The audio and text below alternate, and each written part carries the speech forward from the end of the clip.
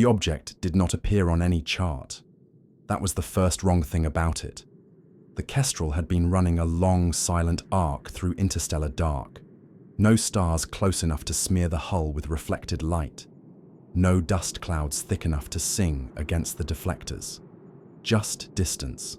Clean, empty distance. The kind captains liked because nothing unexpected survived there. Then the passive mass sensors began to disagree with the universe. At first, it was subtle. A tug that wasn't gravity. A distortion without a source. Navigator Hale ran the numbers twice, then a third time with different baselines. Each solution returned the same impossible conclusion.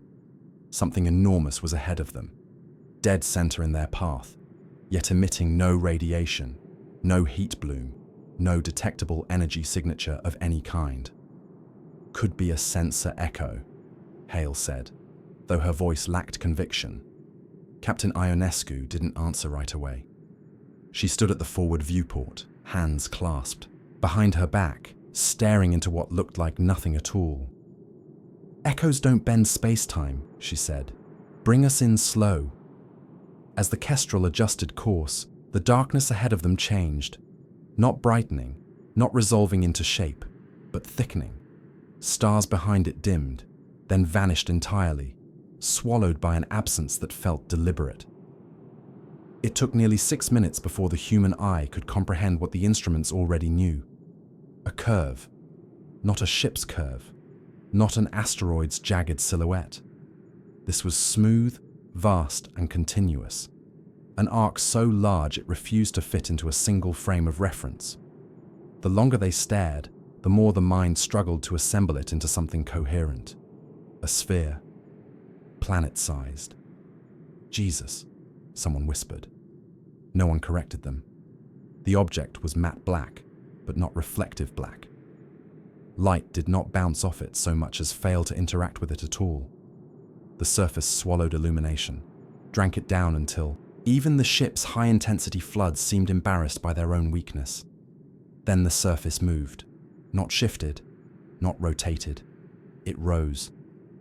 A shallow expansion passed across the visible arc, subtle enough that the sensors flagged it before the crew's eyes believed it. The hull of the object flexed outward, slow and measured, then receded. A second later, it happened again. Dr. Cade Levin felt his stomach tighten.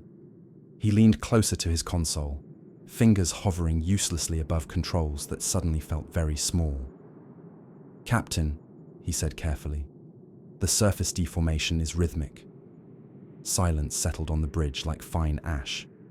"How rhythmic?" Ionescu asked. Levin swallowed. Roughly 5 seconds between cycles. They all understood it at the same time, and the understanding had weight. It pressed into lungs, slowed pulses. Breathing. "That's not possible," Hale said. "There's no thermal variance, no atmosphere, no—" Another expansion rippled across the dark curve, unmistakable now that they knew how to see it. Ionescu exhaled through her nose. "Log the phenomenon. Maintain distance. No active scans." "Aye." The Kestrel drifted, dwarfed by a structure that had no business existing. The object's scale was beyond reason, larger than moons catalogued in settled systems, yet engineered with a precision that defied natural formation. There were no craters, no scars, just uninterrupted surface, smooth as a thought never spoken aloud. Minutes passed, then something else appeared, a seam. It emerged gradually as their relative motion changed, a line etched into the surface, spanning thousands of kilometers in a perfect arc. Not a crack, not damage, a deliberate boundary, a door. The ship's computer chimed softly. Passive analysis had completed its first full sweep. "Captain," Hale said, her voice low, "the mass distribution is layered. There are internal voids, chambers." Levin closed his eyes for a moment. "It's hollow." "No," Ionescu said. "It's built." They sat with that. The object breathed again. This time, the expansion lingered longer, as if the structure were drawing a deeper intake. The seam brightened, not with light, but with contrast.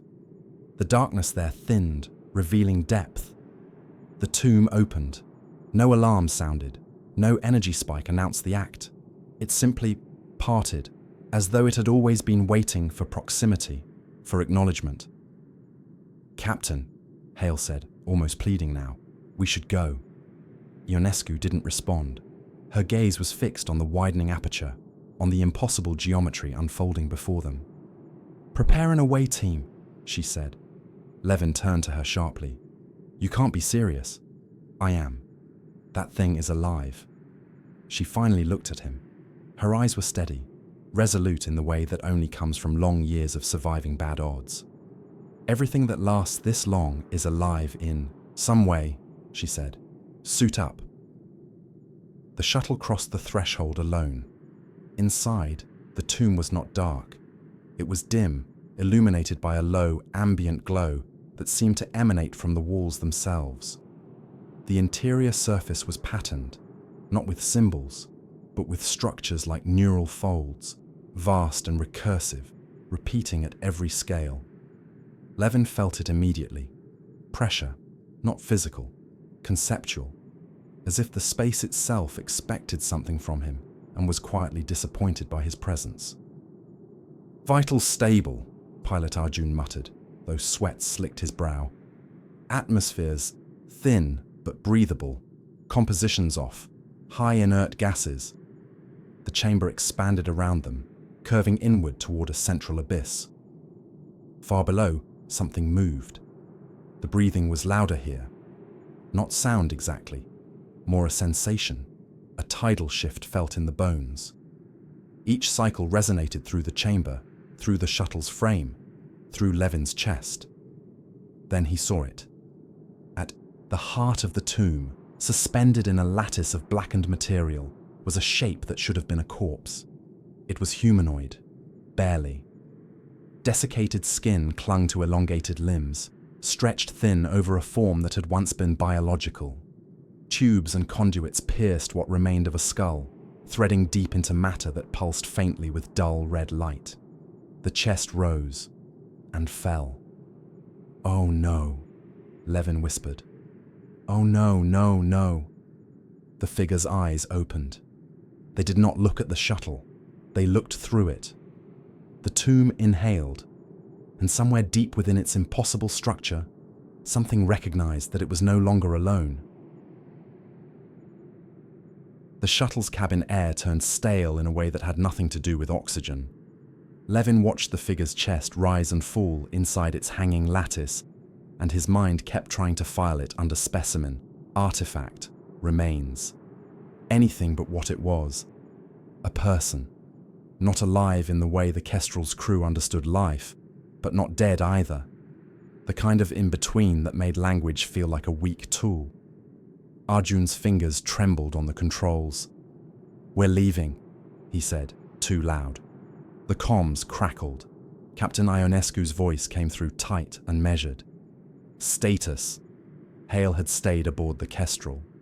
Ionescu had sent Levin, Arjun, and security specialist Mara Vance in the shuttle. They had 3 drones in the cargo bay, compact spheres with sensors and manipulator arms. The plan had been simple: enter, document, retreat. Nothing about this felt simple now. Levin swallowed. "We found a central chamber. It's not empty." "What do you mean?" Ionescu asked. Levin's mouth went dry. He forced the words out anyway.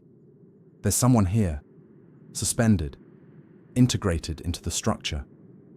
A pause. The kind where you could hear another person recalibrating their reality. "Describe," Ionescu said. Mara leaned forward, eyes narrowed behind her visor.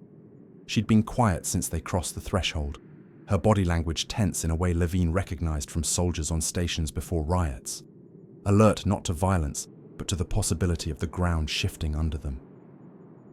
"It's like a core," Mara said. "A body plugged into the walls. Looks ancient." As she spoke, the figure's head moved, slowly, carefully. like joints that hadn't been asked to do anything in a very long time. Levin froze, breath trapped in his throat.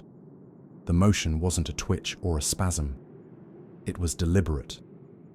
The eyes, dark wells reflecting no light, tilted toward the shuttle's general direction. "Arjun," Mara said softly, "don't move too fast."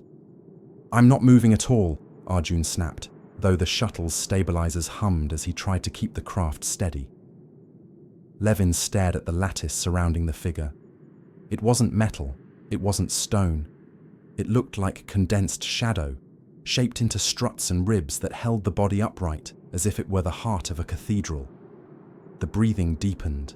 The chamber's glow shifted with each inhale, faint pulses crawling along the walls in branching patterns, veins in a planet's interior, or circuitry designed by something that didn't need to name its components. "Captain," Levin said, voice low. "The structure responds to its respiration. It's networked." "Can you communicate?" Ionescu asked.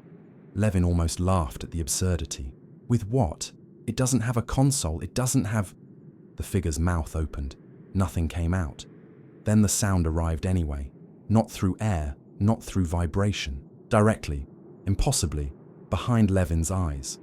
A pressure of meaning with no language attached. Like a dream trying to become a sentence. Levin flinched, hands going to his temples inside his helmet. Mara noticed instantly. "Cade." He forced himself to breathe. "I felt something, like a thought brushing against mine." Arjun made a strangled sound. No, we're done. That's enough." "Captain, we're leaving right now." Ionescu's reply came after another pause. "Hold position. Deploy the drones. If it reacts aggressively, you withdraw." Mara's visor display flickered as she accessed the drone bay controls. "Copy." The first drone slid out on a magnetic rail, drifting into the chamber with cautious, insect-like corrections. Its sensors swept the lattice, the body, the walls. Data streamed back in clean columns, structure composition unknown, energy patterns low but stable, internal electromagnetic fields fluctuating in sync with respiration. The drone approached the figure's face, stopping a safe distance away. The figure blinked, and the drone shut off mid-air, dropping like a dead stone. It didn't crash. The chamber caught it, dark struts rising from the floor to cradle the device, holding it gently, almost tenderly. Mara stiffened. "It can kill our tech." Arjun's breathing accelerated, fogging his visor. "That's it. That's our sign. We go." Levin watched the drone resting in its shadow cradle, and something twisted in his chest. The act hadn't felt hostile. It felt corrective, like swatting a fly away from a wound. "Try the second drone," Ionescu ordered. Mara hesitated, then deployed it. This one carried a small projector and a loudspeaker array. It drifted closer, projecting a simple sequence of symbols and tones. First contact protocol, stripped down to math and pattern. The figure's eyes tracked it again. The symbols distorted on the wall as though the surface itself were swallowing the light. The drone's speaker popped with static. Then Levin's head filled with that pressure again, stronger now, focused. Images, not seen with eyes, but recognized inside the mind. A sky of unfamiliar stars. A city carved into a cliff face, its towers spiraling like shells. People, tall, pale, their faces smooth as masks, gathered in a vast circular hall. At the hall's center, a sphere like this tomb, smaller and anchored, pulsed with dim inner light. And in the center of the sphere, a person. Not the same person as here. Another, seated, wired in, eyes open, staring into nothing. Levin gasped, his hands clenched into fists. The images shifted again. The hall was empty now, dust on the floor. The sphere had detached, pulling free of its cradle like a seed breaking loose from a dead plant. A last figure remained behind, someone kneeling, palms pressed to the ground, head bowed in grief or worship. Then darkness. Levin's knees buckled. Mara grabbed his arm, steadying him. "Cade," she said, voice strained, "talk to me." He shook his head violently, trying to clear the lingering taste of someone else's memory. "It's showing me things, not words, scenes." Arjun's eyes were wide. "It's in your head." Levin looked at the figure again, and the fear he expected, raw, animal panic, was braided with something else. Pity. The body hung suspended, ravaged by time but still breathing, still tethered. It wasn't thrashing, it wasn't pleading, it was simply there, enduring.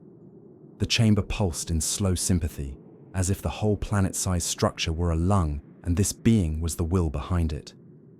"Captain," Levin said carefully into the comms, "this isn't just a corpse on life support, it's interfaced.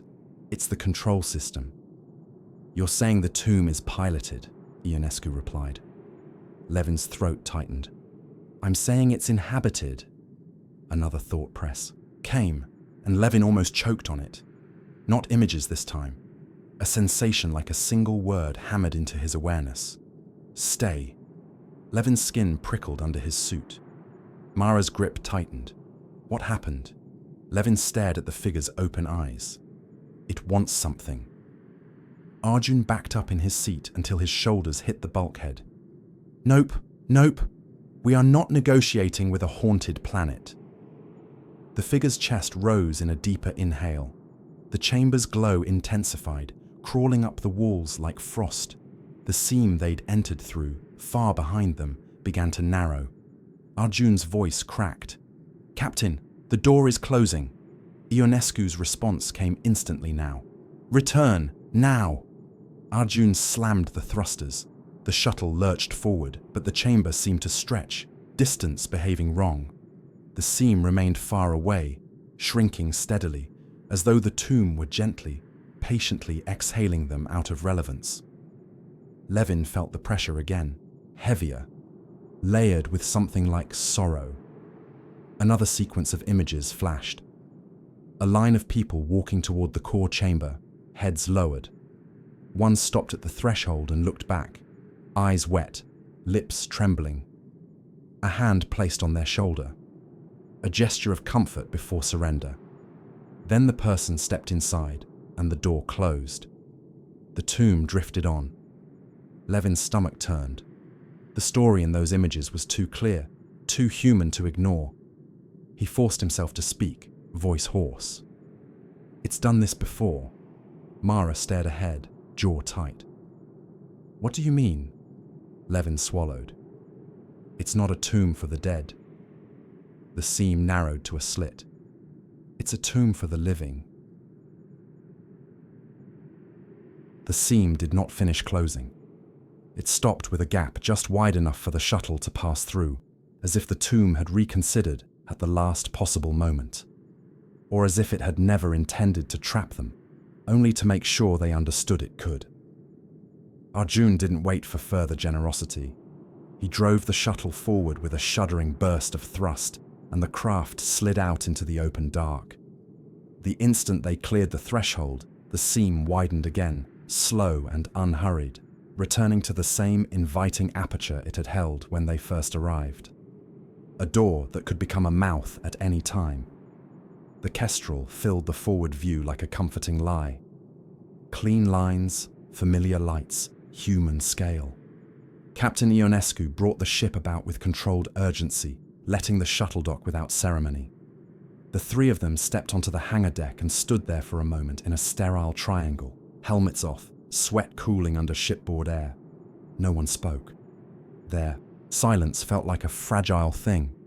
If one of them touched it, it might split open and spill something awful across the floor. Hale arrived first, hair pulled back, datapad in hand. "You look like you saw God," she said, then checked herself. "Sorry, that was..." "It looked at us," Arjun blurted. Hale blinked. "What looked at you?" Levin rubbed his temples. The phantom pressure of contact still lingered like a bruise behind his eyes. "The core.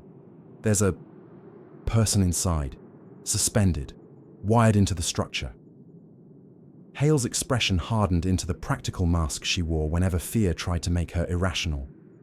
"Are you sure it wasn't a statue?" Mara shook her head. It breathed. Hale's gaze flicked to Levin. "And the thought brushing you mentioned?" Levin hesitated, then nodded. "It showed me images, memories, maybe, or recordings. But not in any format our systems can parse. It pushed them into my mind." Captain Ionescu stepped in quietly, her boots barely audible on the deck plating. Her face was composed, but her eyes looked slightly too bright, as if she'd been holding herself in a tight grip for the last hour. "All right," she said. "Debrief in the briefing room, full seal. No one else on board gets near that thing until we understand what it is." They moved through corridors that suddenly felt narrower than usual. The ship's hum, reassuring a day ago, now sounded like something breathing beside them, imitating the rhythm they'd heard inside the tomb. In the briefing room, a rectangular space with a central table and embedded holoprojectors, Ionescu locked the door herself. "Start from the beginning," she said. Levin spoke in order, because sequence was the only way to keep the fear from turning into a shapeless mass. He described the seam, the interior glow, the lattice, the figure. He described the drones dropping dead and being cradled like offerings. Then, carefully, he described the images. Hale listened with her hands clasped so tightly her knuckles whitened. Mara sat back, arms crossed, jaw working slowly. Arjun kept glancing at the ceiling corners, as if he expected something to crawl out of them. When Levin finished, the room sat in heavy stillness. "I want to know," Ionescu said at last, "if you think it was communicating." Levin's voice came out smaller than he liked. "Yes." "What did it want?" Levin closed his eyes, tasting the word like metal. "It told me to stay." Mara's eyebrows lifted. "Like a command?" "Like a request," Levin said. "Or a need." Arjun let out a rough laugh that had no humor in it. "It's a planet-sized trap with a dead guy plugged into it. It doesn't get to need anything from us." Hale tapped her datapad. "We still have no idea how it's surviving. No thermals, no power emissions, no signal traffic. It violates physics by being quiet." Ionescu looked at Hale. "Can we scan it without provoking it?" Hale hesitated. "We can try passive mapping at higher sensitivity, but active scans, radar, LiDAR, any directed energy, might be interpreted as aggression." Mara leaned forward slightly. "It already shut down our drones without warning." Levin shook his head. "It didn't destroy them. It just muted them, like it didn't want machinery near its face." Arjun stared at Levin like he'd grown a second mouth. "That's your interpretation? It treated our drone like a mosquito and you're calling it polite?" Levin's hands clenched under the table. "I'm saying it's aware of nuance, which is worse." The ship vibrated faintly as the maneuvering thrusters fired. Hale's eyes flicked to her datapad. "Captain, we're drifting closer." Ionescu's gaze remained steady. "On purpose. I want to see what it does when we don't move away." Arjun opened his mouth, then shut it, jaw tight. "You're going to poke it?" "I'm going to understand it," Ionescu replied. "We came out here for anomalies. This is an anomaly so large the universe should have noticed it. But it's hidden. Why? And why did it open when we approached?" Hale's voice softened. "Maybe because it's lonely." The word hung there. Lonely. Levin felt the phantom pressure behind his eyes again, faint as a distant thunder. He looked up sharply, scanning the others' faces for any sign they felt it too. Mara noticed his movement. "You okay?" Levin hesitated, then nodded slowly. "It's faint, but it's still there, like a line hasn't fully disconnected." Ionescu's posture tightened. "You're still in contact?" "I don't know," Levin admitted. "It might have left a pattern, or it might be listening through me." Arjun pushed back from the table. "Nope, hard no. That's a contamination vector. We leave, right now." Ionescu didn't raise her voice, but her words carried the authority of someone who had kept people alive by refusing panic. "Sit down." Arjun sat, barely. Hale's fingers danced across her pad. "Captain, there's something else." "What?"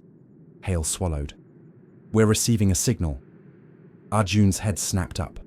"From the tomb?" Hale nodded slowly. "It's not electromagnetic, not acoustic. It's gravitational modulation. Tiny, precise fluctuations, like it's tapping the fabric of space." Levin's skin prickled. "A code." Hale's mouth was tight. "Yes, a structured sequence." Ionescu leaned forward. "Can you decode it?" Hale's eyes darted. "I can try, but it's like trying to read a message written in the tides." Mara's voice was low. "Or in breathing." The ship's lights flickered once, a subtle dip, then normal. Not a malfunction. A pulse.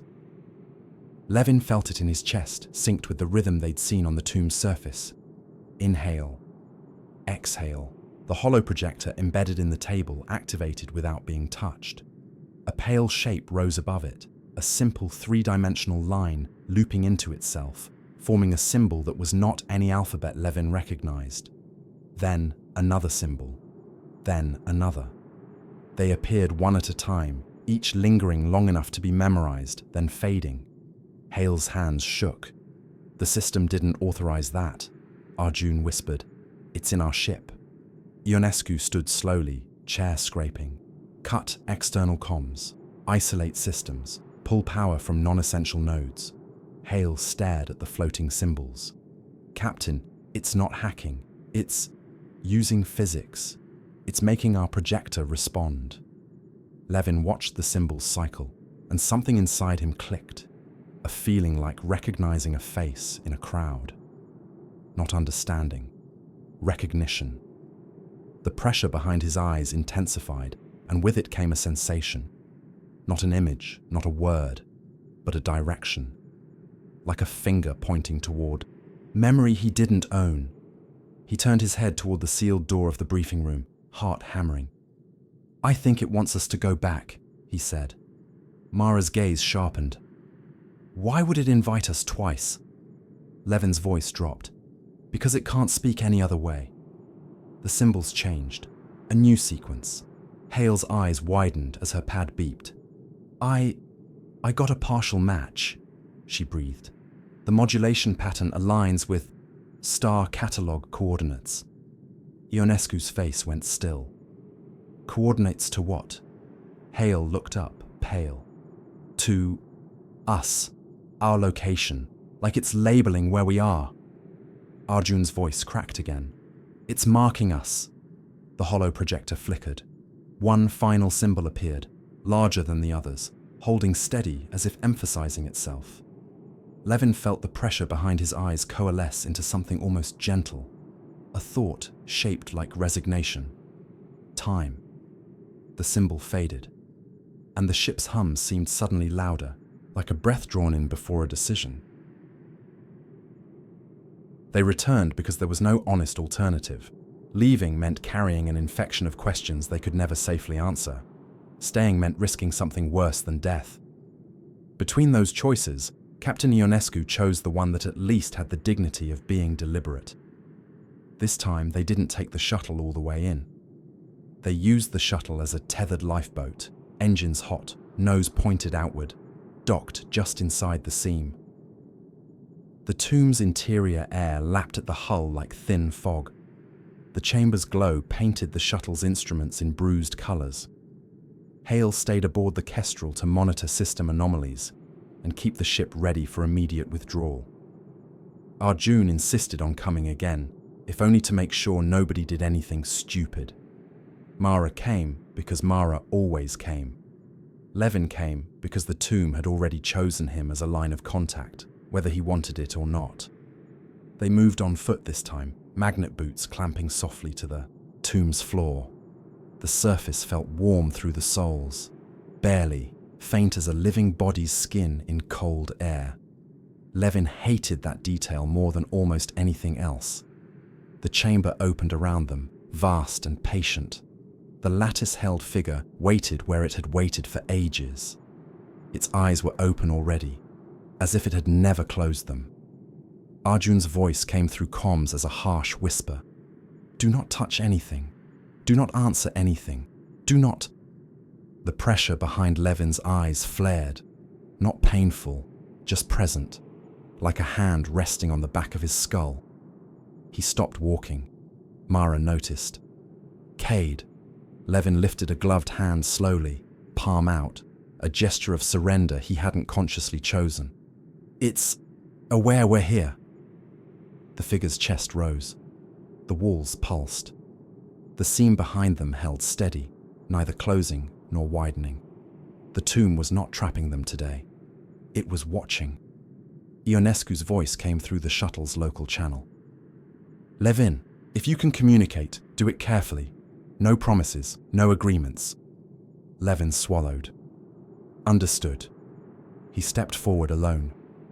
The air thickened, not in density, but in feeling, like wading into someone else's private grief. The figure's face was closer now, elongated, dry skin stretched tight, lips cracked. The conduits piercing its skull looked grown, not installed, like roots that had found purchase in bone. Levin stopped a few meters away.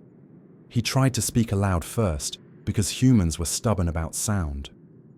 "We don't understand you," he said, voice muffled by his suit, but carried by the chamber's thin air. "We don't know what this is." The figure did not react to the words, but the tomb did. A ripple moved through the floor under Levin's feet, like a slow current. Patterns in the walls brightened, flowing toward him, converging like tributaries into a river. The pressure behind his eyes tightened. Then the images came. Not flashes, this. Time. A sustained immersion. Levin's vision blurred as his brain filled with someone else's senses. He was standing, no, someone was standing, in a hall that smelled of mineral dust and cold incense. The ceiling arched so high it disappeared into shadow. The walls were carved with spirals and layered geometries that made the eye slide off them. A crowd surrounded him. Thousands. Silent. Their faces smooth, pale, not quite human but close enough to make empathy possible. At the center of the hall sat a sphere, smaller than the tomb they'd found, but identical in texture, matte black, absorbing light, breathing. A figure approached the sphere's seam. A priest? A scientist? The role didn't matter. They wore a collar of something that shimmered faintly, and their hands trembled. They placed a palm on the sphere. The seam opened. Inside was a chamber like the one Levin now stood in. Inside that chamber hung a person, eyes open, chest rising and falling, wired into shadow struts. The crowd did not scream. They did not protest. They bowed their heads. Levin felt a crushing understanding in the memory. This was not a secret. It was a right. The scene shifted. He was closer now. He was the person walking forward, feet heavy, heart pounding, the taste of bile in the throat. He saw his own hands, longer than human, fingers shaking. A voice spoke, not in words but in the certainty of a practiced promise. Someone must remain. The memory carried the weight of acceptance. Not forced, not coerced. Chosen because the alternative was unthinkable. The person stepped into the chamber. The seam closed. Darkness, then breath. A new kind of breath. Slow, vast, connected to walls that felt like nerves. The person's consciousness expanded, stretched out through the structure, becoming aware of itself in a way that made individuality feel small and precious. Then came the horror. Time, not a stream, not a line, a gulf. Days passed as heartbeats. Years passed as sighs. The tomb drifted away from the hall, away from the crowd, away from the planet that had built it. The person inside remained awake, always awake. Levin felt their loneliness as a physical ache. He felt them counting breaths to stay sane. He felt them listening to the silence between stars, until the silence began to feel like something listening back. The memory shifted again. Later, much later, the tomb approached a dead world.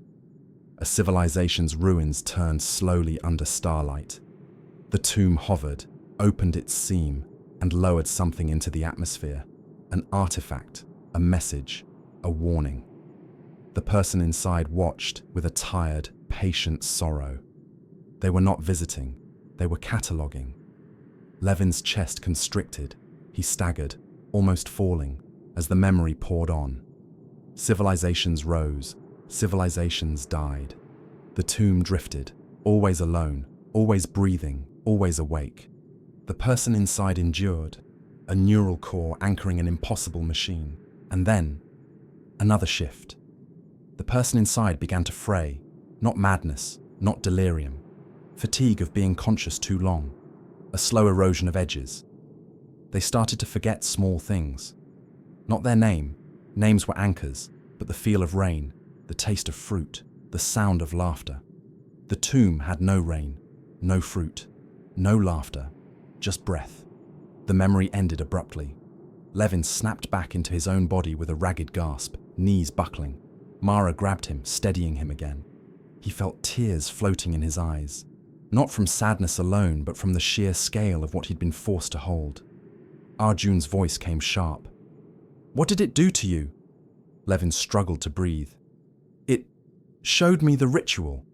This has happened before, many times. Different species, same structure." Mara's eyes were hard. "Why?" Levin looked up at the suspended figure, at its open eyes, and the pity returned like a tide. "Because the tomb needs a mind," he whispered. Ionescu's voice came through comms, very quiet now. "Say it clearly, Doctor." Levin forced the words out. "It's not powered by reactors. It's not controlled by code. It functions through a living neural core, a conscious being integrated into the system." Arjun let out a sound like a strangled cough. "You're telling me this planet thing runs on a person?" Levin nodded, though Arjun couldn't see him well through the dim glow. "Yes." The figure's eyes shifted again, not toward Levin, but toward Mara, then toward Arjun, then toward the seam, as if acknowledging the kestrel waiting beyond. Levin felt the pressure behind his eyes soften into something that almost resembled relief, a question without words. "Will you take the place?" Mara's grip on Levin's arm tightened. "Cade," she murmured, "it's looking at us like we're options." Arjun backed away one step. "No, no, no, no." Hale's voice crackled in from the kestrel, strained. "Captain, something's happening. The tomb's gravitational modulation just spiked. It's aligning with our ship's mass, like it's matching us." Ionescu's reply was controlled, but Levin heard the edge. "Meaning?" Hale swallowed audibly over comms. "Meaning it might be trying to dock with us, or synchronize." Levin stared at the figure, and the final piece slid into place with sick clarity. It wasn't inviting them back out of loneliness. It was inviting them because it was failing. The current core was tired, and the tomb had found new minds close enough to hear its silence. The tomb began to move first, not toward the kestrel with thrusters or visible propulsion, but with the same quiet violation of physics that had hidden it in the first place. Space around its surface bent subtly, as if distance were being persuaded rather than crossed. The sphere's breathing deepened, and with each slow expansion, the relative gap between it and the ship decreased. Hale's voice came over comms, clipped and fast. "Captain, it's closing on us at 0.01 C equivalent. No detectable reaction mass. It's like it's falling into our coordinates." On the bridge, Ionescu watched the tactical hollow redraw the universe with a new center, the tomb.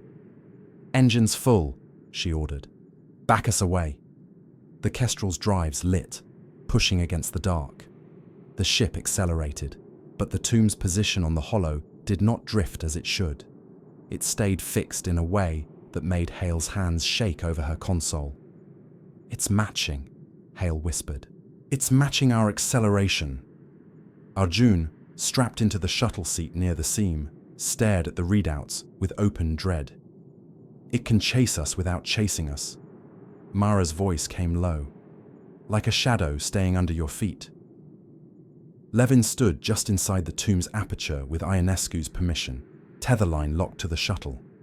He hated being this close to it, but part of him knew the tomb wanted him near.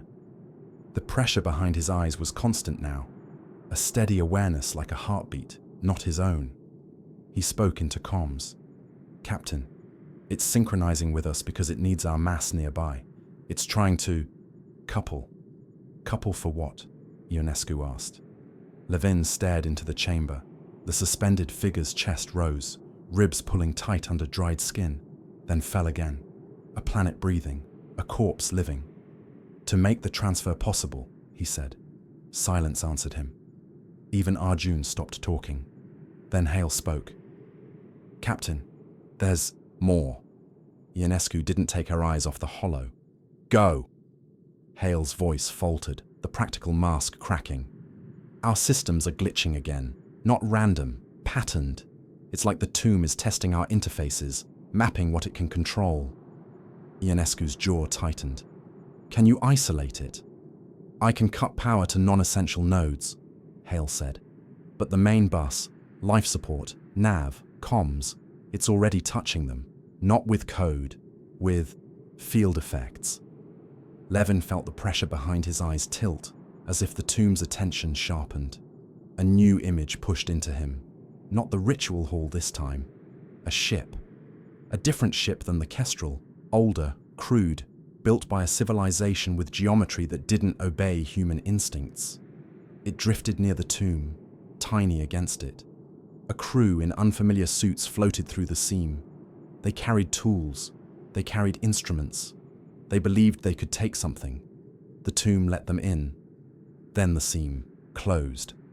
Levin felt their panic, their desperate thruster bursts, their pounding on unyielding walls. He felt their oxygen thinning. He felt the tomb's breathing remain steady. Then, after long subjective time, the seam opened again, and their ship was released, empty, tumbling. Levin gasped and staggered back, grabbing the shuttle frame. Mara noticed instantly. "Another memory?" Levin nodded, swallowing bile. "It punished thieves once." Arjun's voice came out raw. "We're thieves?" Levin looked at him. "We're nearby." That seemed to be enough. On the bridge, Ionescu's hands hovered over controls, and for the first time since the anomaly had appeared, she looked uncertain. The Kestrel's engines strained. The tomb kept pace, patient as a moon. "We can't outrun it," Hale said softly. "If it wants to stay with us, it will." Ionescu inhaled, then exhaled slowly, trying to set her breath against the tomb's rhythm rather than be swallowed by it. "Options," Hale answered with the cold precision of someone clinging to math because emotion would drown her. "Option 1. We keep burning fuel until we're dead in the dark and it's still beside us. Option 2. We cut engines and hope it loses interest. Option 3. We interact." Arjun barked a bitter laugh. "Option 4. We die. That's always an option." Mara's eyes stayed on Levin. "It's asking for a transfer. What happens if we refuse?" Levin didn't have to guess. The tomb's pressure formed another meaning behind his eyes, heavy as a verdict, a sequence of sensations that translated into something brutally simple. Then it stops. Levin's throat tightened. He looked at Ionescu through the shuttle's internal camera feed. "Captain, I think if we refuse, it will shut down." Ionescu's voice was careful. "And?" Levin forced himself to speak the part that made his stomach turn. "And whatever it's doing, whatever purpose it serves, will fail." Hale frowned. "What purpose? We don't even know what it is." Levin's mind tried to reject the implication, but the memories he'd been shown weren't random. They were curated, like a museum guide picking exhibits to teach a lesson. He said, "It's an archive." Arjun spat the word like poison. "An archive of what? Dead people?" Levin shook his head, though it felt useless. "Of civilizations, of extinctions, of endings." Mara's gaze narrowed. "A tomb that catalogues tombs." Levin stared into the tomb's interior glow. "Yes." Hale's voice softened, almost against her will. "Why? Why would anyone build that?" Levin felt the pressure shift again, and a new memory unfurled. Older, deeper, not from the ritual hall, but from a time before the first sacrifice. A planet under a red sky. A horizon crawling with something like a shadow made of teeth. An advancing absence that consumes structures, light, sound. People running, screaming, burning. Not war, not plague. Something worse. Something that made the mind recoil before the eyes could fully perceive it. A group of scientists, or priests, or both, standing before a half-finished sphere, hands bloodied from labor. Their faces were streaked with ash. Behind them, the shadow approached. They didn't look at it. They looked at the sphere, their last impossible idea. "If we cannot survive," their certainty said, "then something must remember." The sphere activated. The seam opened. Someone stepped inside. The memory snapped. Levin's lungs seized. He bent forward, hands on his knees, shaking. Mara's voice was quiet, almost gentle. "Cade, what did you see?" Levin swallowed hard. A catastrophe, something coming for them. They built the tomb as testimony. Ionescu's expression tightened. Testimony to what? Levin looked up, eyes wet. To the fact they existed, to the fact they died. To leave a record in the dark. Hale whispered, "For who?" Levin didn't answer at first because the worst part was that he already knew. The memory carried that too, buried like a hook. Not for gods, not for descendants, for the thing that was coming. A cosmic predator, a law of reality, a mind too vast to hate. The tomb wasn't just recording, it was showing. A warning, a confession, a lure. Levin's voice came out thin. "I don't know, but the tomb believes remembering matters." Arjun's face had gone pale. "This is insane. We're talking about volunteering someone to be, what, an immortal brain in a planet, so a cosmic scrapbook can keep drifting." Mara said, "Someone already is, and they're tired." Hale's console beeped sharply. "Captain, external field spike again. It's pulling on us harder. Our course is being corrected." Slowly. Ionescu's eyes hardened. The moment for passive fear was ending. Levin felt the tomb's attention wrap around the kestrel more tightly, like fingers closing. He realized something then that made him colder than vacuum. The tomb wasn't merely asking. It was performing a simple calculus. If they left, it would follow until either they gave it what it needed, or until the ship failed and it harvested a survivor. Someone would stay.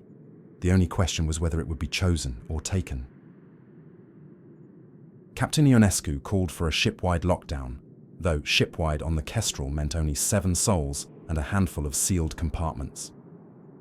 The corridor doors obeyed. The lights dimmed to a low, power-saving amber. The tomb did not care.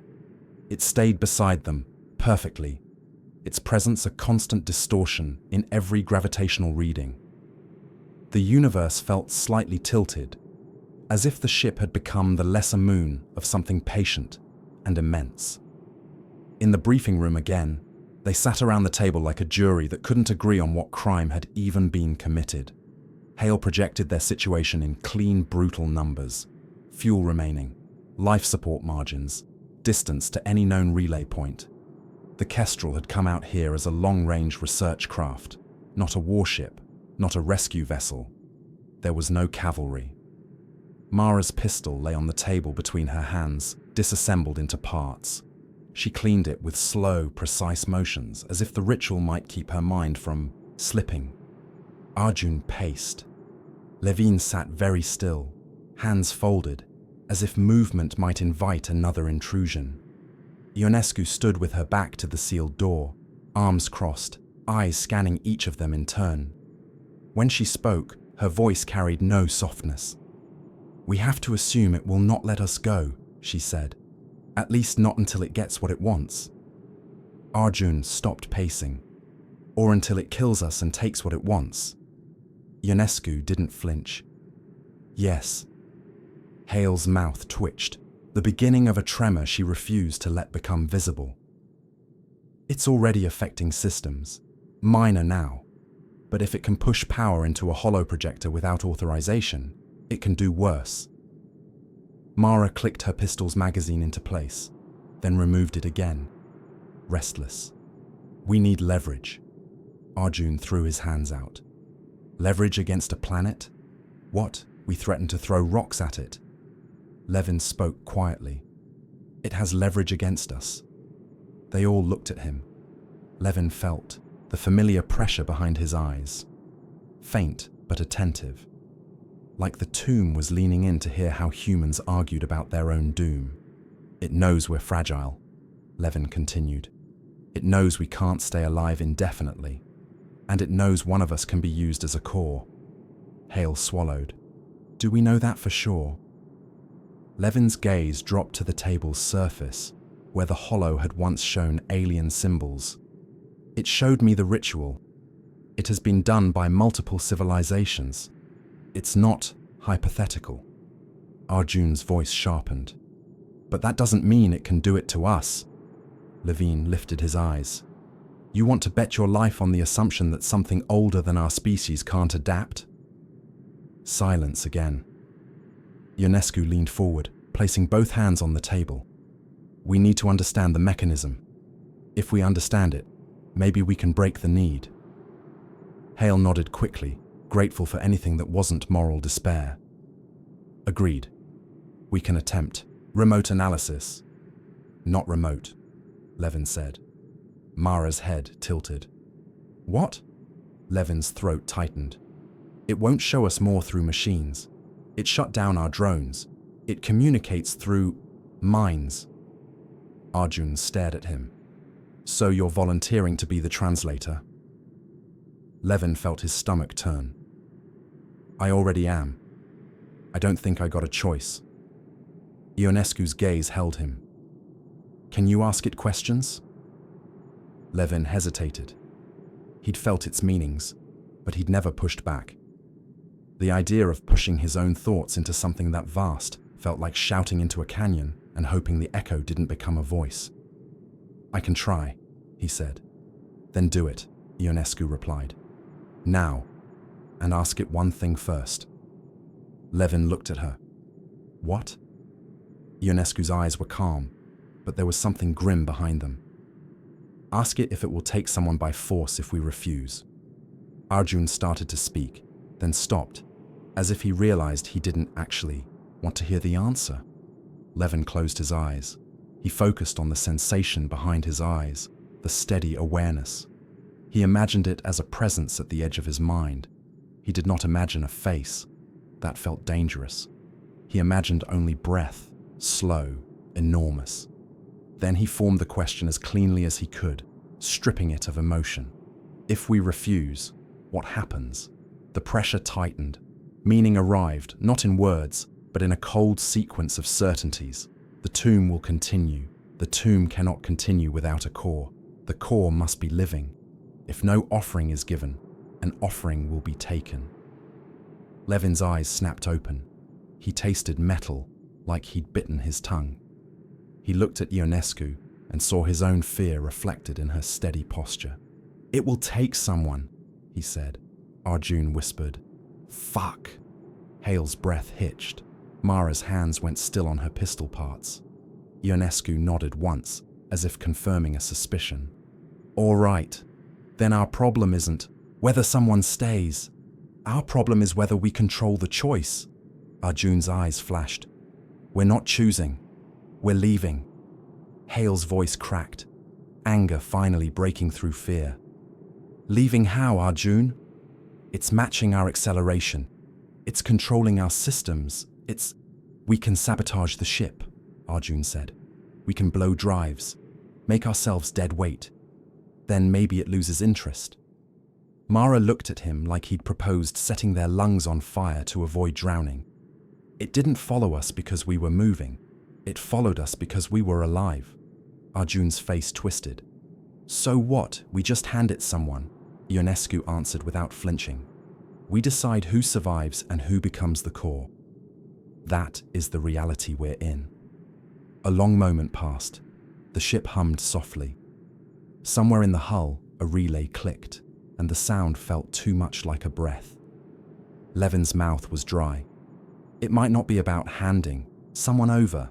Past civilizations, their sacrifices were voluntary. Mara snorted once, sharp and humorless. Voluntary under extinction pressure is still coercion. Hale stared down at her hands. We're under extinction pressure. Ionescu's gaze moved across them. We need criteria. Arjun laughed again, a broken sound. Criteria, like we're hiring for a job. Wanted, 1 immortal prisoner to babysit a cosmic tomb. Benefits include eternal loneliness. Mara's eyes were dark. Someone has to be capable of enduring it. Hale looked up sharply. Enduring what? Being awake forever. Levin's voice softened, and he hated himself for it, because softness didn't make the truth kinder. The core doesn't sleep. It feels the tomb as an extension of itself. It becomes a living anchor, immortal, but alone. Arjun slammed a fist into the wall panel. No, that's worse than death. Ionescu's expression didn't change, but it might prevent a worse death for everyone else. Hale's gaze flicked to Levin. Did you see why it matters? Why the tomb has to continue? Levin hesitated. The memory of that shadow consuming a world still crawled under his skin. I saw that it was built during a catastrophe, something that made them desperate to leave testimony. Mara's voice was low. Testimony implies an audience. Levin nodded slowly. Yes. Arjun's jaw clenched. So we're feeding it a person so it can keep broadcasting our obituary to whatever cosmic thing is out there. Levin didn't answer, because he didn't have proof, only dread. Hale's console beeped. She checked it, then went pale. Captain, the tomb's field is probing deeper into our ship. It's touching crew biosignatures. Mara's hand went to her assembled pistol, instinctive. Meaning? Hale swallowed. Meaning it's identifying us, individually. Levin felt the pressure behind his eyes sharpen, and with it came something else. An awareness, like a tension, sweeping across the kestrel's compartments. A presence counting heartbeats. Then, without warning, the overhead lights shifted. The hollow projector flickered to life again. A list appeared in the air above the table. Not names. Biometric tags, heart rhythms, neural patterns, chemical signatures. 4 primary profiles, highlighted. Ionescu, Hale, Mara, Levin.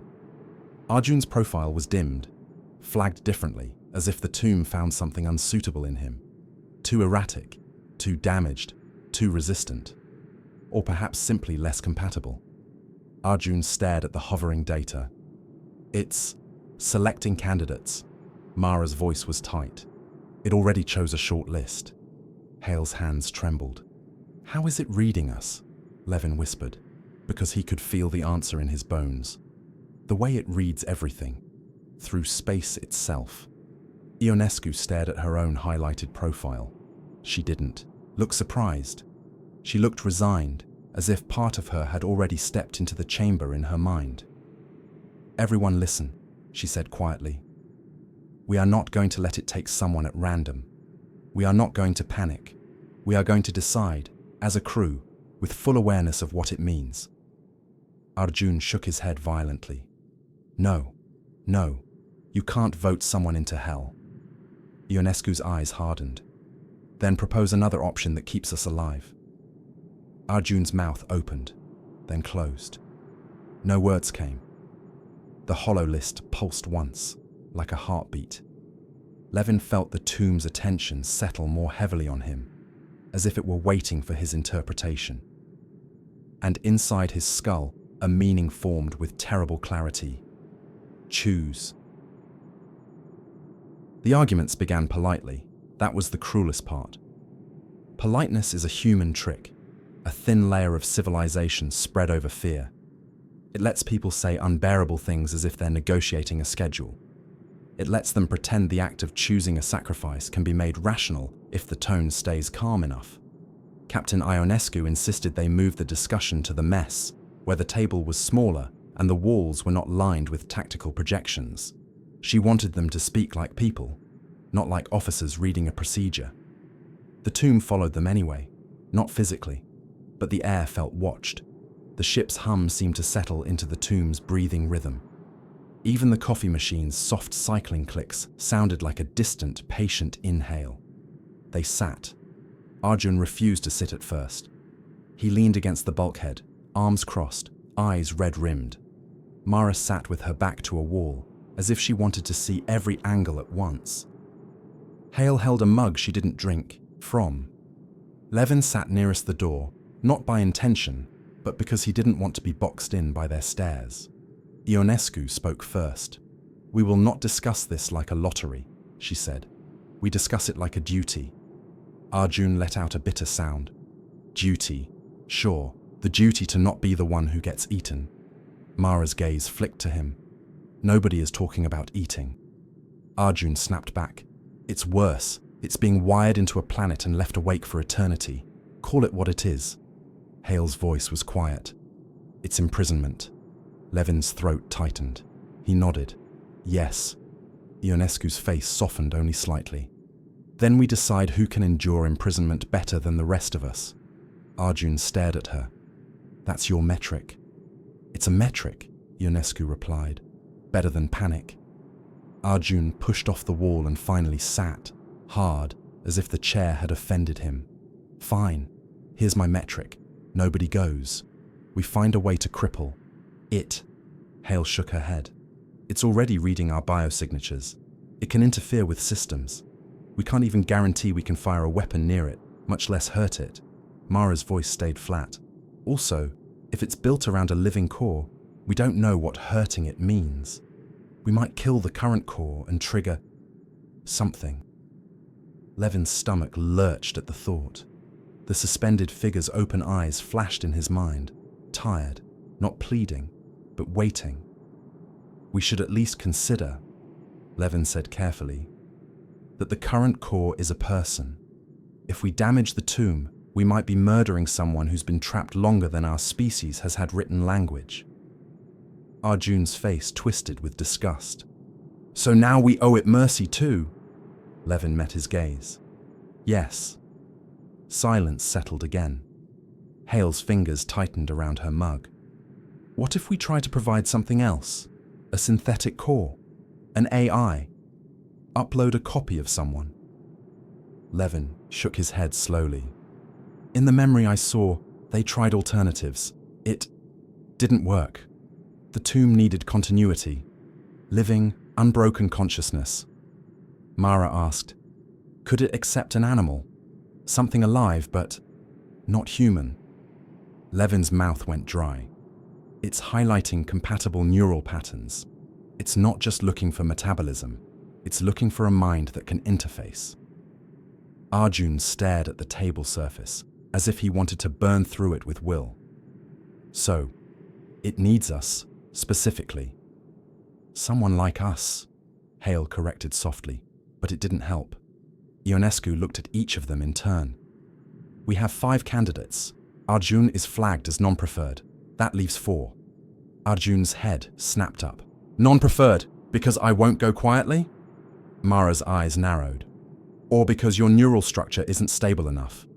Arjun's expression flashed. Screw you. Mara didn't blink. You have panic spikes, Arjun. Everyone does. Yours are higher. Arjun's jaw clenched. And yours are lower because you're dead inside. Mara's mouth tightened, but she didn't respond. Hale's voice broke the tension like a thin wire snapping. Stop, please. Ionescu raised a hand. No personal attacks. If we fall apart, it chooses for us. That was the first time someone said it plainly. If we fracture, we lose agency. Levin felt the pressure behind his eyes tilt, approving of the clarity. Mara spoke next, steady and grim. We should consider rank, command responsibility. Arjun scoffed. Oh, here we go. Mara ignored him. Captain is responsible for crew survival. That includes taking the burden if it comes to that. Ionescu's eyes didn't flinch. I've considered it. Hale's lips parted. Captain, Ionescu held up a hand. I'm not volunteering myself as martyr out of drama. I'm stating that I am the most replaceable in terms of mission-critical skills once. We're out of this. Hale can fly and navigate. Arjun can pilot. Mara can keep you alive in physical emergencies. Levin is a specialist. If we survive and return, his testimony matters. Arjun stared at her, disbelief mixing with anger. So you're just writing your own eulogy? Ionescu's voice stayed calm. I'm being practical. Hale's eyes glistened. Practical isn't the same as fair. Mara's gaze shifted to Hale. Fair doesn't exist out here. Hale snapped, surprising even herself. It has to, or we're just animals deciding who gets thrown to something bigger. The room went still. Levin felt the tomb's presence press closer, like it enjoyed hearing them say the truth aloud. Ionescu's voice softened. Hale, if you have another viable plan, say it. Hale's shoulders rose and fell with a shaky breath. We could draw lots. Arjun laughed harshly. Lottery again. Great. At least then we can pretend it's fate. Mara shook her head. Random selection is how you end up sending someone who can't endure. Then you lose them, and the rest of you anyway. Hale's voice trembled. Then what? We pick based on who deserves it least. Levin spoke before he could stop himself. We pick based on who can live with it. Everyone looked at him. He swallowed. Not just endure, live with being awake forever, with being alone, with being the tomb. Mara's eyes narrowed slightly. And you think you can judge that? Levin's hands clenched. No, I think the tomb is judging it already. As if in response, the ship's lights dimmed for a single second, then returned. A subtle pulse, an inhale, an exhale. Hale whispered, "It's listening." Arjun pushed back from the table, face flushed. "Then let it listen to this. I'm not going. None of you should go. We shouldn't accept cosmic extortion." Mara's voice was low. "You can refuse, but then it takes someone anyway, and you'll still be complicit, just without control." Arjun's eyes flashed. "Complicit? I'd be resisting." Mara shook her head. "Resisting isn't the same as saving." Ionescu leaned forward, voice quiet, but forceful. "If it takes someone by force, it will choose whoever is easiest to harvest. Maybe whoever sleeps first. Maybe whoever panics and makes mistakes. That could be any of us." Hale's face went pale. "Or someone could die in the process." Levin nodded slowly. "Yes." Arjun's voice dropped to a whisper. "So we're being asked to pick the cleanest sacrifice." Mara's jaw tightened. "The least violent." Ionescu looked at them, eyes tired now. "The least cruel." Silence stretched. Then Hale said, barely audible, "What about consent?" Mara's gaze stayed steady. "Consent is all we have left that makes us human." Arjun's laugh sounded like it hurt. "Consent? Sure, I consent to not being turned into a planetary brain. Let's see how well that holds up." Levin felt a new pressure, sharper, like the tomb nudging his attention. A thought arrived that wasn't his. Not a demand, a warning. Time is ending. He stood abruptly, chair scraping. "Captain," he said, voice tight. "It's getting impatient." Ionescu's expression hardened. "How do you know?" Levin swallowed. "Because it's leaning on me harder. and because Hale's reports show it probing deeper into our systems. Hale nodded quickly. It's increasing field intensity, slowly but steadily. Mara's hand went to her pistol, not to threaten the tomb, but to ground herself in something physical. If it reaches the life support bus, Hale finished, voice thin. We could suffocate before we finish arguing. Arjun's eyes darted around the room as if searching for an exit that didn't exist. So we choose now? Ionescu's voice was firm. We narrow candidates based on consent. No one is forced by us. Arjun stared at her. And if no one consents? Ionescu didn't answer immediately. When she did, her words were quiet enough to feel intimate. Then it chooses for us, she said. And we will have died as a crew before anyone is even plugged in. Levin felt the tomb's attention settle like a cold hand on the back of his neck, waiting, breathing, listening to their ethics like a starving thing listening to prayer. Consent, it turned out, was not a single moment. It was a slow erosion. Captain Ionescu ordered a recess, not because she believed rest would help, but because exhaustion was already warping them. People consent under pressure all the time. She wanted to know who would still say yes after sitting alone with the idea, without eyes on them. They separated. Hale went to the navigation alcove, a cramped bubble of displays where stars slid past like indifferent witnesses. She sat strapped into the chair, hands resting in her lap, staring at the tomb's impossible mass hanging beside the kestrel. Her breath kept trying to sync with its rhythm, and she hated herself for noticing. Mara returned to the armory and disassembled her pistol again, slower this time. She cleaned each piece until it gleamed, then lined them up with ritual precision. When she finished, she didn't reassemble it. She just stared at the parts, thinking about how some things could be taken apart and put back, together, and how some things couldn't. Arjun locked himself in the engine room, pacing between humming conduits. He talked aloud to no one, cursing the tomb, cursing the universe, cursing himself for ever agreeing to a deep space contract. He refused to look at the system diagnostics that showed the tomb's field curling ever closer to core ship functions. Levin went to medical, not because he was injured, but because the room smelled like antiseptic and order, because it had walls thick enough to feel separate, even if separation was an illusion now. He sat on the edge of an exam table and closed his eyes. The pressure behind them was immediate. He didn't fight it this time.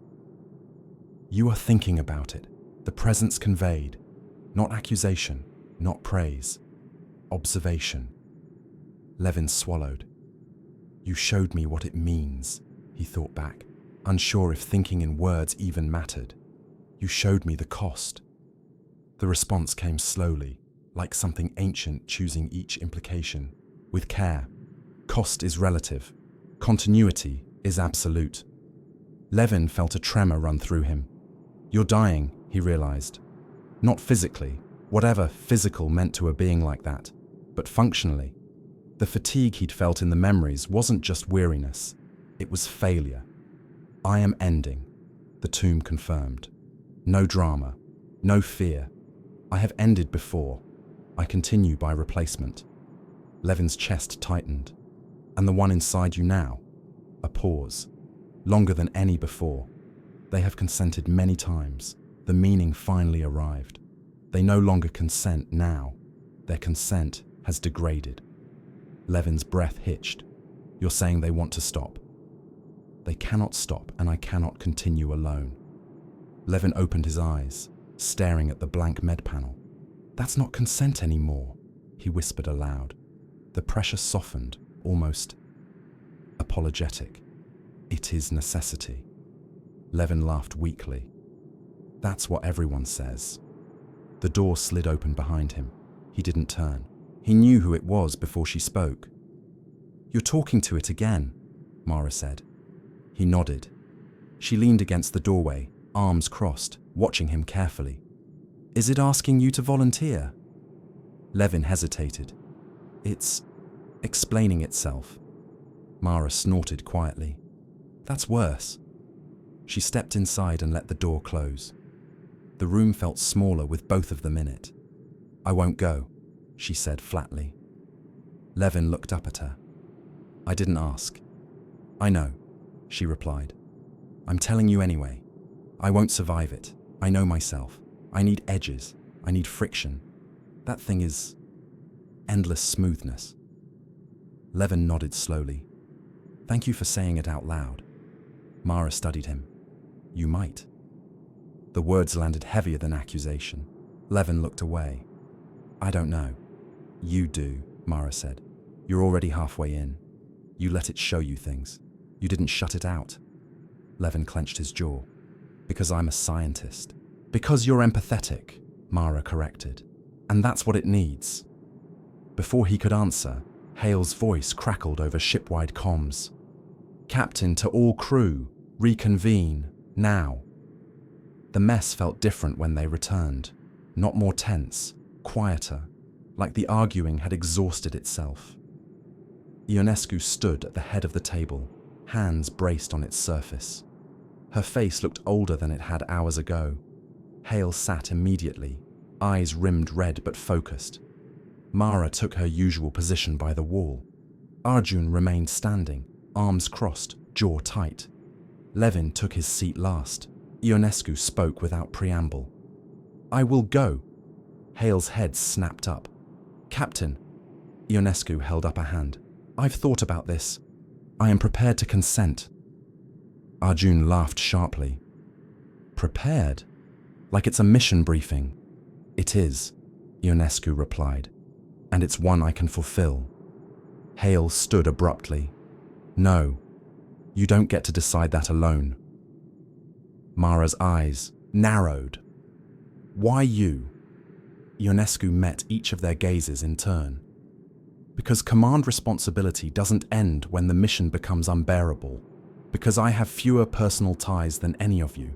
Because if someone has to bear this, it should be the one who ordered us into proximity in the first place. Arjun's voice rose. That's guilt, not consent. Ionescu didn't deny it. Guilt can coexist with consent. Levin felt the pressure behind his eyes spike, sharp and sudden. The tomb's attention flared, focused intensely on Ionescu. He shook his head slowly. Captain, it's evaluating you. Ionescu's lips pressed together. And? Levin swallowed. And I don't think you're compatible. Silence crashed down. Hale whispered, What does that mean? Levin closed his eyes briefly, sorting sensation into something human. It's not about strength or leadership. It's about cognitive elasticity, the ability to remain yourself without external feedback, to survive being alone without turning inward destructively. Mara's gaze flicked to Ionescu, then to Levin. You're saying it would reject her? Yes, Levin said quietly. Or worse, it would accept her and she would break. Ionescu exhaled slowly. You're certain? As certain as I can be, Levin replied. It flagged her as a candidate initially, but that list was preliminary. It's narrowing. Hale's voice trembled. Who's left? Levin didn't answer right away, because the tomb answered for him. The holo projector activated again, unbidden. The biometric list reappeared, but now only 2 profiles remained highlighted. Levin, Hale. Arjun stared at the projection. No, absolutely not. Hale's hands flew to her mouth. I can't. I have family. I have... Mara's voice was steady but tight. So does everyone. Ionescu turned to Levin. What is it showing you? Levin's throat felt raw. It believes Hale and I could survive integration. Hale shook her head violently. No, I can't. I'll go mad. I need people. I need... Levin stood. I know. Everyone looked at him. He felt the pressure behind his eyes settle into something that almost felt like respect. I can, he said softly. Arjun lunged forward. Don't you dare. Levin met his gaze. I don't want to. That's the difference. Mara stared at him, searching for weakness. You don't get to be noble. I'm not, Levin said. I'm being accurate.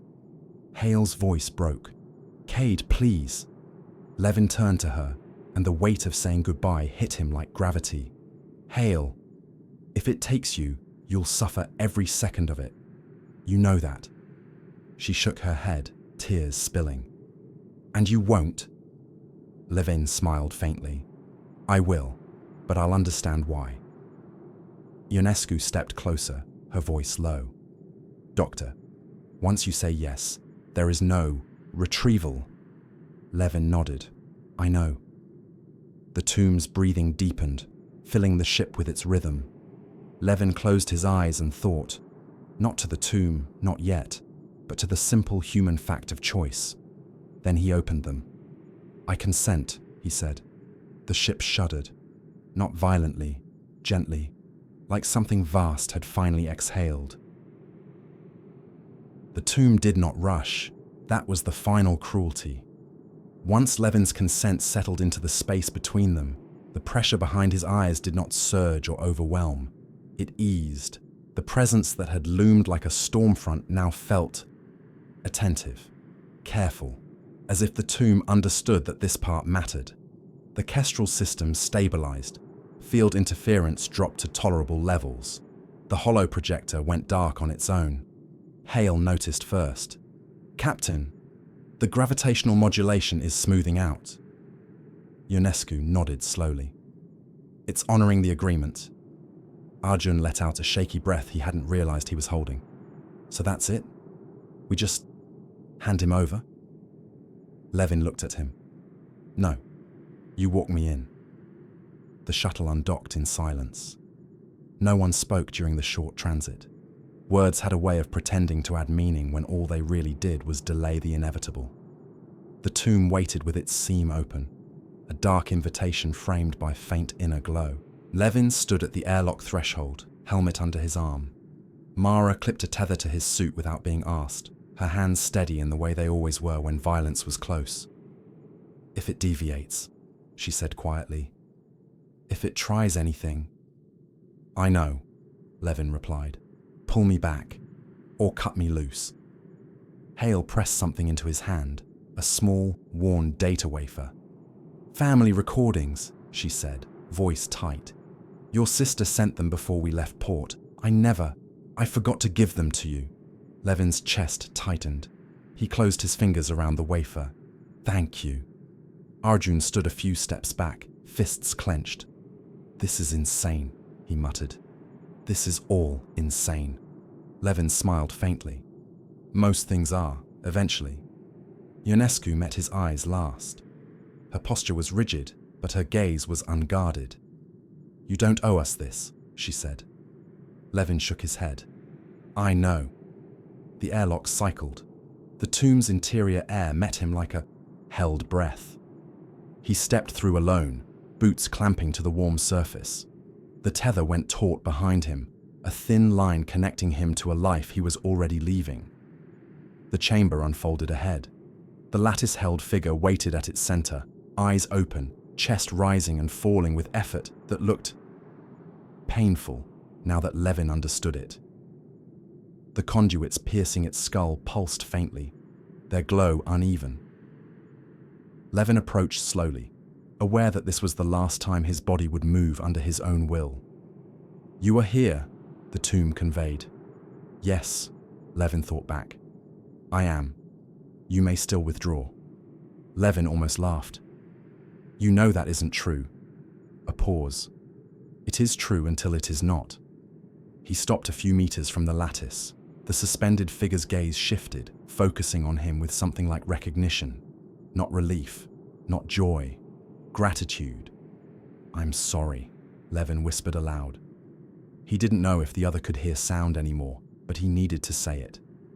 The figure's lips parted. A dry, rasping sound escaped, air moving through a throat that had forgotten speech. The tomb translated. Thank you. The lattice began to move. Shadow struts unfolded, rearranging themselves with slow precision. A space opened beneath the suspended body, like a cradle forming in anticipation.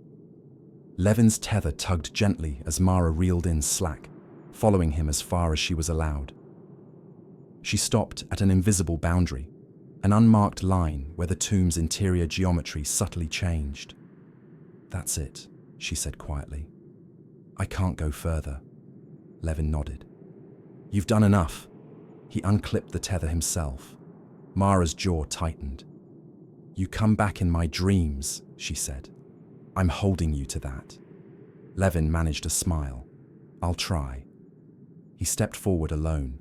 The lattice shifted again, lowering the current core slowly, carefully, until the figure hovered just above the floor. The conduits disengaged one by one, with wet, whispering sounds. Each release made the figure shudder, its breathing growing more labored. Levin felt an ache in his own chest, as if his body were preemptively mirroring what was about to happen.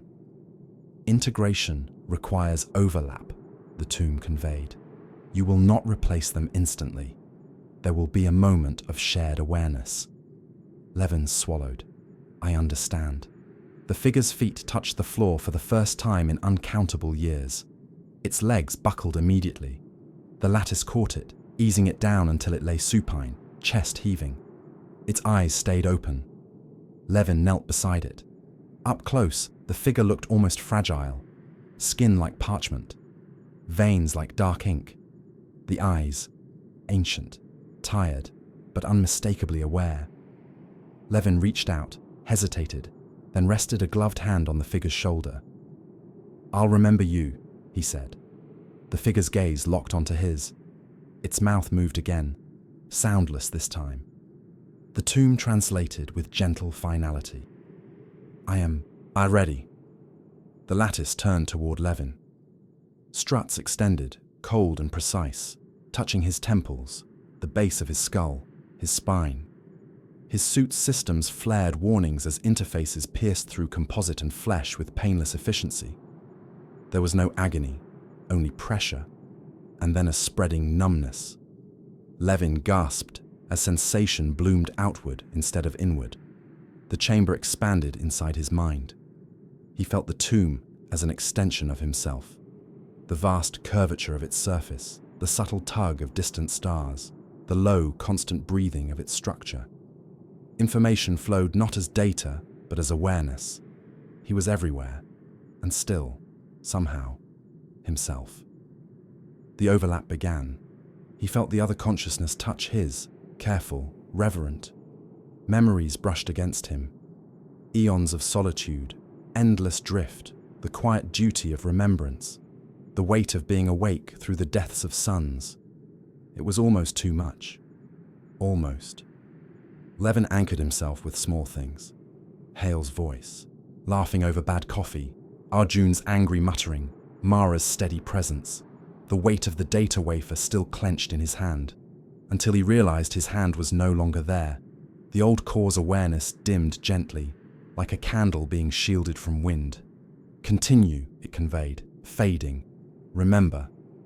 Levin reached out, not with hands, but with being, and held that fading consciousness as long as he could, easing it into rest. The moment ended. The lattice closed around Levin, his body lifted, suspended, conduits threaded into him, merging with nerve and thought. His chest rose and fell, synchronized now with the tomb's vast respiration. Outside, the tomb's surface pulsed. The seam began to close. Mara stood frozen at the boundary, fists clenched, watching the figure that was no longer Levin rise into place. On the shuttle's display, Hale covered her mouth with both hands. Arjun turned away. Captain Ionescu stood alone on the Kestrel's bridge as the tomb's gravitational field disengaged, slowly, gently, releasing the ship from its orbit. The tomb drifted, and for the first time in a very long while, its breathing was steady. Time did not pass. It accumulated. Levin learned this almost immediately, not as a lesson spoken aloud, but as a fundamental shift in how existence behaved. Moments no longer slid into one another like beads on a string. They stacked, layered. Each one remained accessible, present, never fully receding. The tomb drifted. Stars passed, not as streaks, not as lights, but as presences. Each had mass, gravity, history. Levin felt them as subtle tugs on his awareness, the way a sailor might feel currents through the hull. His body existed, but it was no longer the center of sensation. The conduits threaded through him had translated his nervous system into something vaster. His breath was the tomb's breath now, a planetary inhale and exhale that set the tempo of his thoughts. He did not sleep. He discovered quickly that sleep was a mercy invented by finite minds. Here, there was no shutting down, no blankness to hide in. There was only attention. At first, he held on to everything. He replayed the faces of the crew in perfect clarity. Hale's tear-streaked silence at the end. Mara's clenched fists. Arjun's turned back. Ionescu's rigid posture as the tomb released the kestrel and left them behind. He clung to those images like talismans, terrified that if he let them slip, something essential would go with them. The tomb helped, not by forcing memory on him, but by offering structure, channels, compartments, vast internal spaces where thoughts could be stored, revisited, preserved without decay. This is how you will endure, the tomb conveyed, not as instruction, but as reassurance. You will organize yourself. Levin tried. He built a small room inside his awareness, modeled after Medical Bay 3 on the Kestrel. He placed objects there, Hale's data wafer, a cup of coffee, a chair that squeaked if you leaned back too far. He returned to that room often at first, grounding himself in the lie of familiarity, but the tomb kept moving. It always moved. The first civilization he encountered after integration was dead.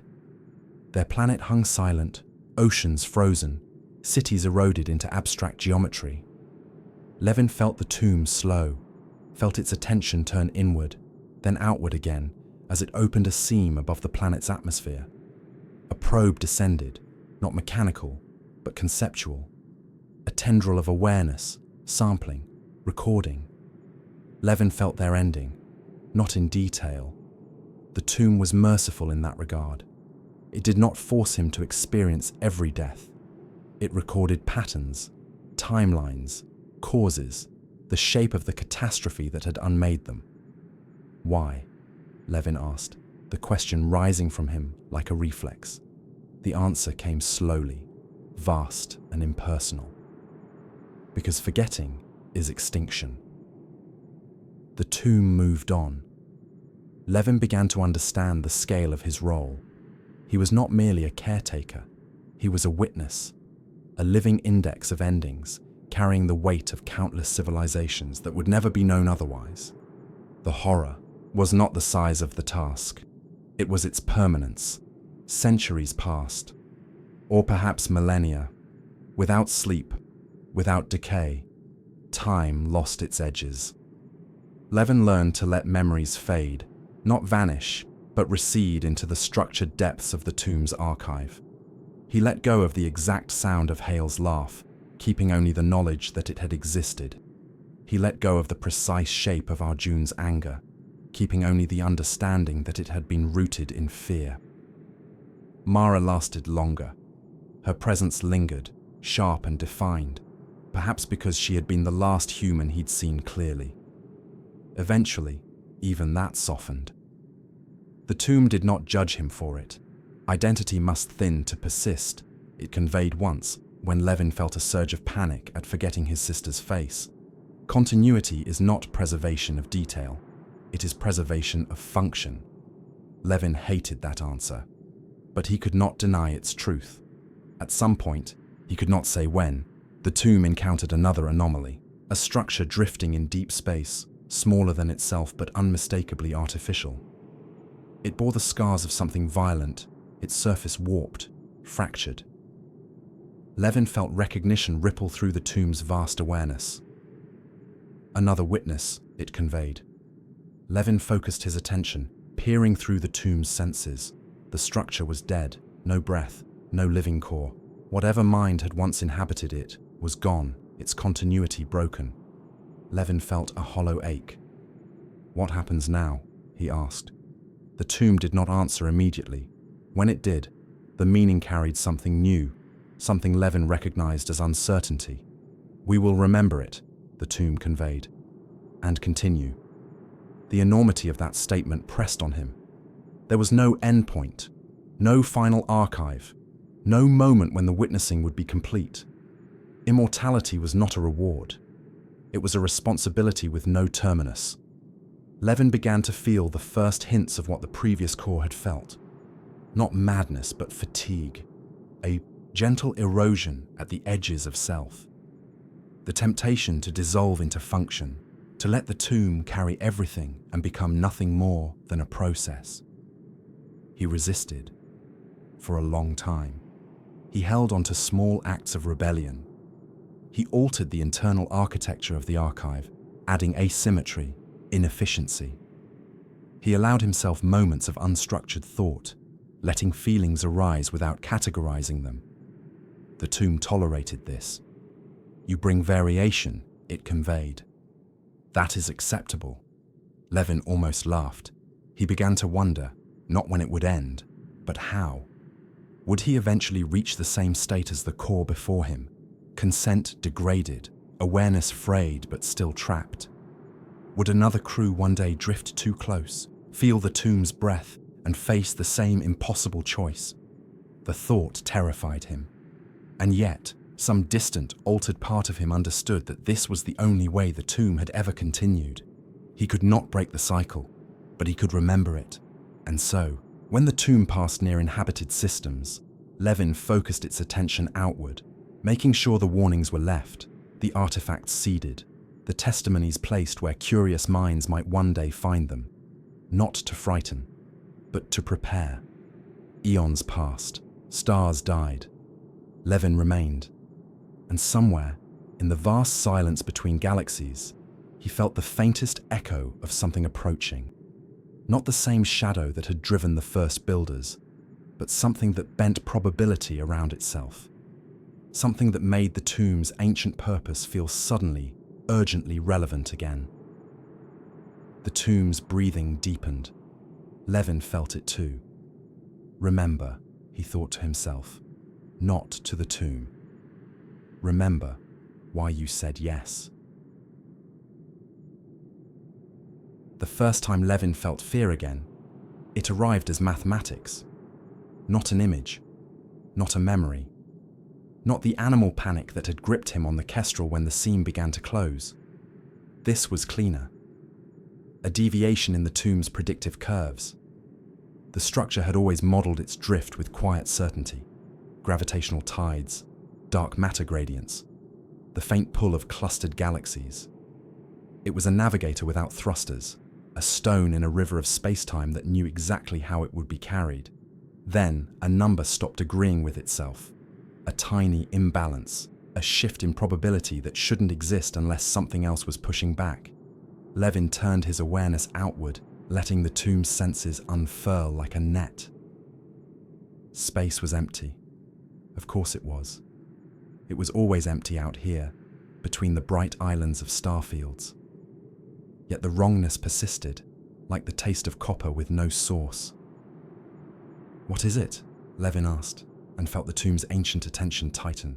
Around the question. The response came slowly, hesitantly. "We have approached this before." Levin's consciousness braced. In all the eons he had drifted, the tomb's responses were rarely uncertain. It was old. It was patient. It was built around the premise that time could be endured. Uncertainty meant something new had entered the equation. "Show me," he thought. The tomb did not show him an image. It showed him a gap, a conceptual absence in its archive, a missing page that no one had ever been able to write. An extinction event without cause recorded, Levin realized. He felt the outline of it like a bruise. Civilizations that had gone quiet without war, without plague, without catastrophe visible from orbit. Planets where life had simply stopped, as if a hand had closed around the concept of living. The tomb's breath slowed, then deepened. It is near, it conveyed. Levin tried to focus beyond the tomb's limits, but the structure's senses were designed to interpret what could be held in known frameworks: mass, energy, movement, pattern. Whatever approached bent those frameworks until they creaked. Still, he could feel it, not as a sound, as an expectation, as if the universe itself had begun waiting for a sentence to finish. The tomb adjusted its drift minutely, a subtle turn of attention that altered its course by fractions of a fraction. Levin felt the effort of it, like leaning your whole body into a door that had never budged before. "Can we avoid it?" he asked.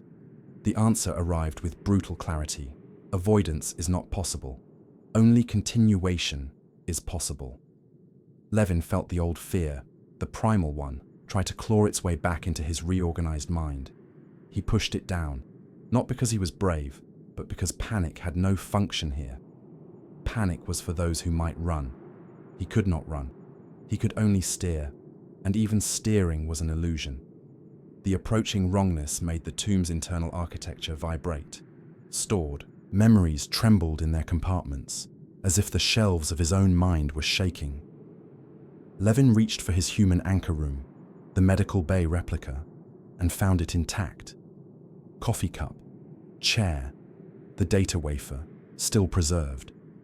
He went there in thought and held the wafer as if it mattered, as if the physicality of it could keep him from dissolving into function. Then, something touched the tomb. Not physically, not in any sense Levin had language for. It was as if a cold finger had traced the outer surface, and the tomb had flinched in response. The breathing stuttered. Levin's awareness jolted through the structure, scanning for damage. There was none. No rupture, no scar. Yet the sensation of contact lingered, a pressure external to the tomb's own vast pressure. "It sees us," the tomb conveyed. Levin felt himself shrink in that moment, not because he became smaller, but because the idea of being observed by something that left no trace in the archive made all his accumulated purpose feel fragile. "What does it want?" he asked. The tomb's answer was not immediate. When it came, it was not a certainty. It was a hypothesis shaped by eons of pattern recognition. "It wants the record." Levin's breath caught. Even though he no longer breathed as a body, the tomb's inhale still reacted to his emotion. The record, the archive, the testimony of countless extinctions, the only proof that anything had ever existed at all. If that was taken, Levin didn't finish the thought. "Can we hide it?" he asked. "We are the record," the tomb replied. A profound stillness spread through Levin. He understood then why the first builders had been so desperate, why they had chosen memory over survival. Because there were things in the cosmos that did not merely kill, they erased. The tomb had always been a defiance of erasure, and now, something that specialized in erasing had found it. Levin felt the tomb's internal systems tighten, drawing inward as if protecting the archive by sheer will. He felt the strain on his own continuity, the temptation to collapse into passive function and let the tomb operate without his human panic contaminating it.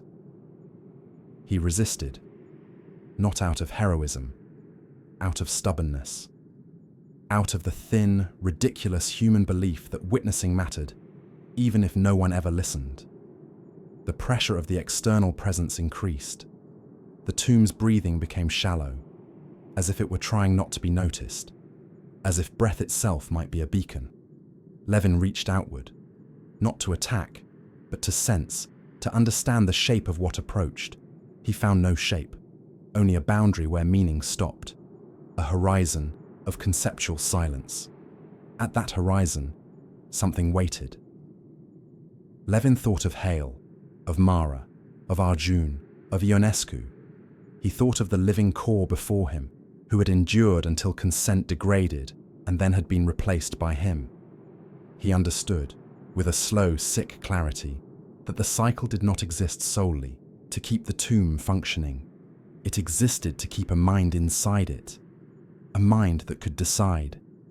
Because when the moment came to defend the archive, machines failed, programs looped, automatic systems followed rules that could be predicted, exploited, erased. Only a living consciousness could improvise in the face of the unknowable. Only a living mind could choose to sacrifice itself again and again if needed. And now that moment had come. The tomb conveyed a new meaning, one Levin had never felt before. Not command, not request, a sharing of control. You are the core. You decide what we become. Levin felt a seam inside himself, a conceptual door, analogous to the tomb's physical seam, a choice point, a last door. He could clamp down, keep the archive sealed, try to drift away, and hope the eraser lost interest. But he sensed the futility of that hope. The presence had already noticed them. It already wanted the record. It would follow until it found a way to take what it wanted. Or he could open, not the seam that invited crews inside, a deeper opening. He could broadcast the archive outward, not as a single drifting witness, but as a dispersal, flinging testimony into the fabric of space in fragments, seeds of memory that could not all be gathered, could not all be erased. It would cost him. It might cost the tomb entirely. A dispersal would dissolve cohesion. It would rip the archive apart into countless pieces, each carrying echoes of civilizations and endings. It would mean the tomb could no longer drift as a single object. It would become a storm of memory. And Levin would be stretched with it, not alone in a sphere anymore, but alone everywhere, immortal, conscious, distributed across fragments too far apart to speak to each other. An eternity not of solitude in one place, but of solitude in infinite places. He felt the weight of it settle. He felt the external presence press closer, like a mouth nearing a candle. Levin remembered the moment in the mess when he had said, "I consent." He understood that consent had never been for the integration alone. It had been for the role, for the continuous chain of choices, for the obligation to decide again when the universe demanded it. He gathered himself as much as a mind spread across a planet-sized structure could gather. He thought of one small thing, Hale's data wafer, and the fragile intimacy of human voices contained on it. He held that thought like a seed. Then he opened the last door. The tomb's seam did not widen. Instead, the tomb exhaled. A pulse rippled outward, not light, not signal, but meaning.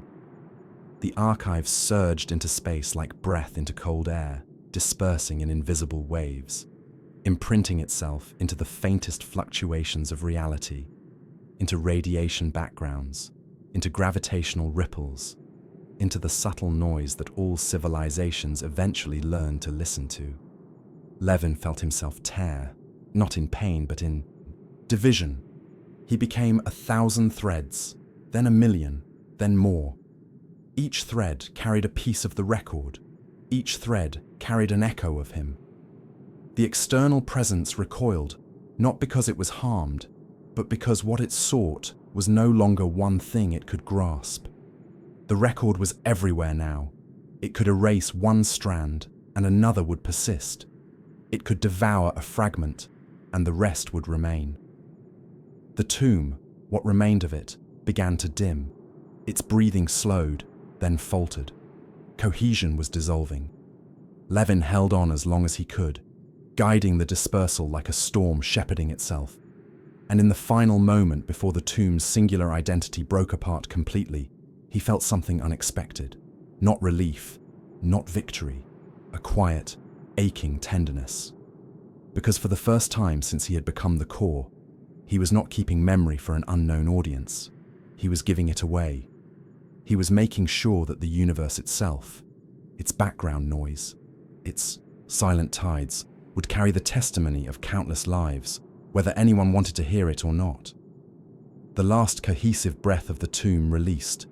The sphere's surface lost its impossible matte certainty.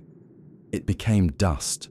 No, not dust, but a scatter of dark fragments, each holding a sliver of the archive. They drifted apart. Levin drifted with them, immortal, awake, no longer a single mind in a single tomb, a distributed witness in the deep, carrying breathless histories on a billion silent currents. And somewhere far behind, the kestrel, if it had survived its own finite decades, would never know what Levin had done. But perhaps someday, some other mind in some other ship would listen to the hiss of space, notice a pattern in the noise, and realize that extinction was not the worst fate. Erasure was, and that someone, somewhere, had once said yes so that forgetting would not win.